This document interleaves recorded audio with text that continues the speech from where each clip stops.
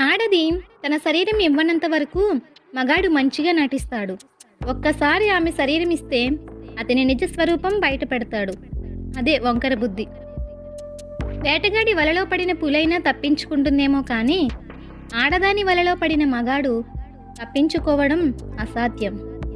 స్త్రీతో ప్రేమలో పడితే తన అందం మాత్రమే కనబడుతుంది. ప్రేమతో పాటు స్నేహం కూడా చేస్తే అందంతో పాటు తన మనసు కూడా కనిపిస్తోంది. నా లవర్ మోసం చేశాడు అంటుంది ప్రియురాలు, నా లవర్ మోసం చేసింది అంటుంది ప్రియుడు. ఎవరికి వారే మోసం అంటారు.